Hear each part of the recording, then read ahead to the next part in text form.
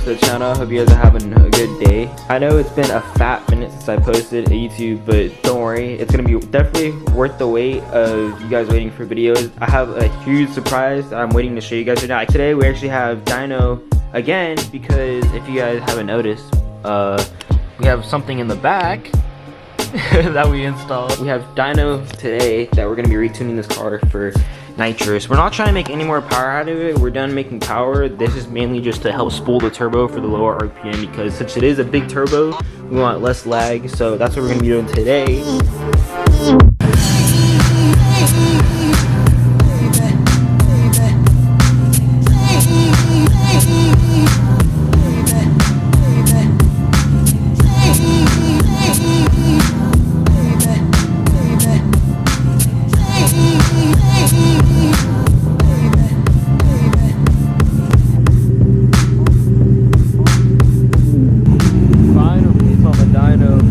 Such a pain, dude. We got here at 11. It's 5:48 because we've been messing around with the nitrous and hooking it up to the ECU this whole time. I'll explain more later after it warms up and everything, but it's such a pain.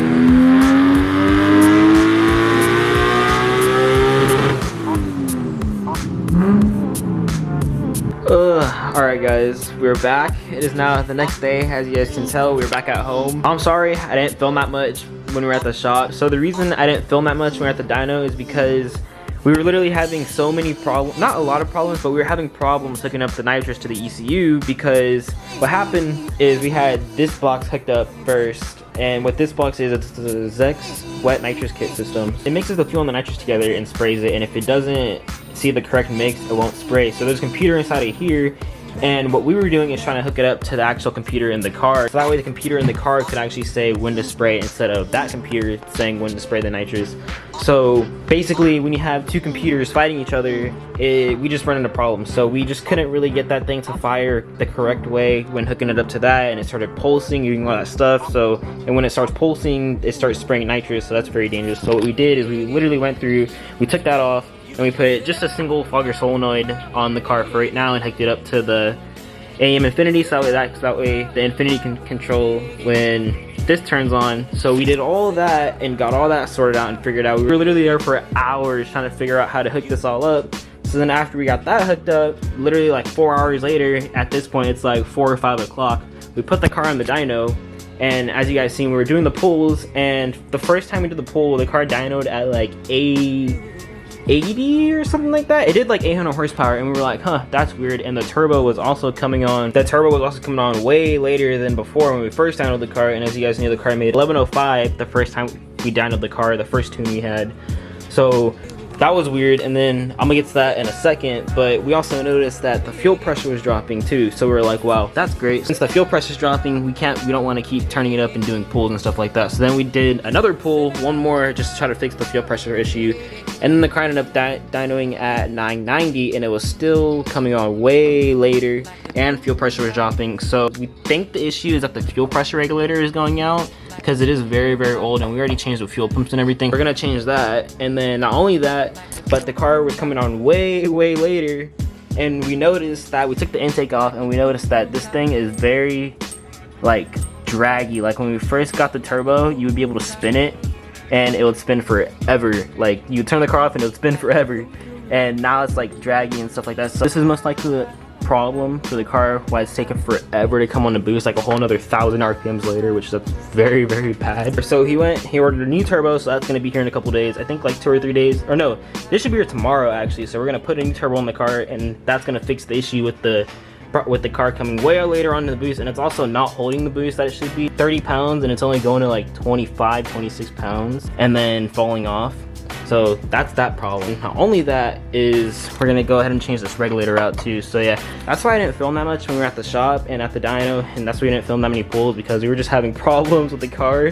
But yeah, that's the life of having a 1000 horsepower car. It's never easy, bro. All these videos on Instagram, if you guys seeing all of these 1000 horsepower cars, behind the scenes, there's problems. There's always so many problems behind the scenes. So that's the life, and it's literally like that with every single car, not just this car, but every other car that makes 1,000 horsepower is most likely gonna have the issues. So it's not easy. It's not easy having a 1,000 horsepower car. But yeah, we're gonna go ahead and change out that turbo later, and then we're gonna go ahead and change out this regulator.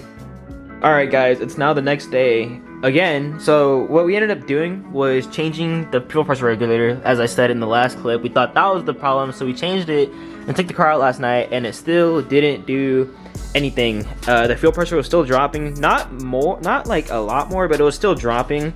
So what we ended up doing was going back here to the surge tank in the trunk.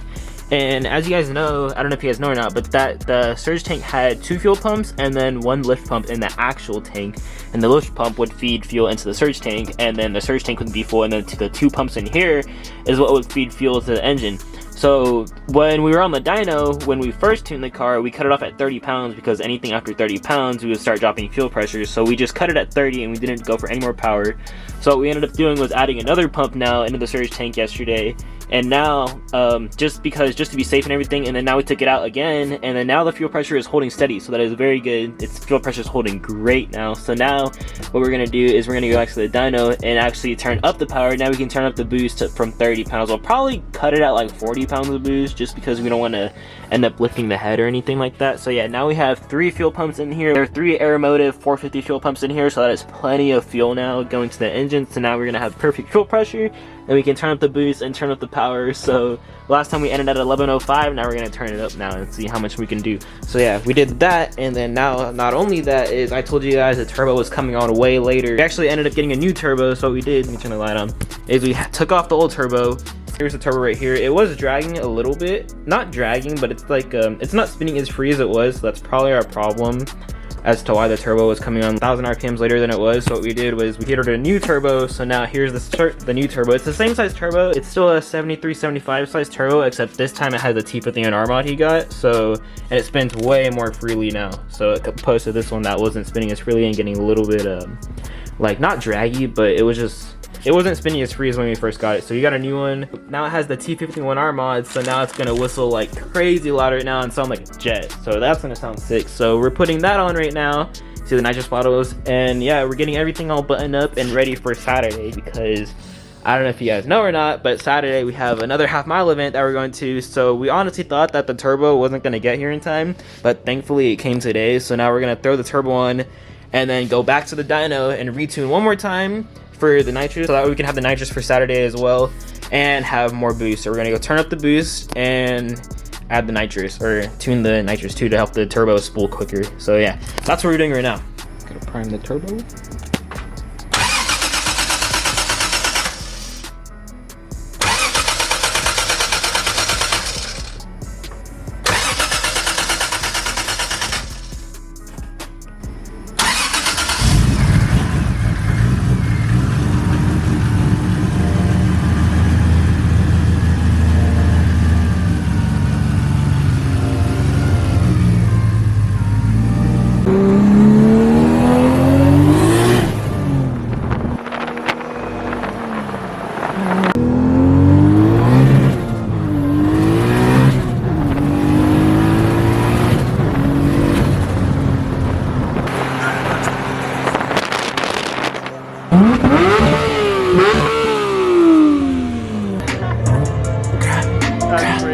Guys, check this out. P1, bro. Just a wrap.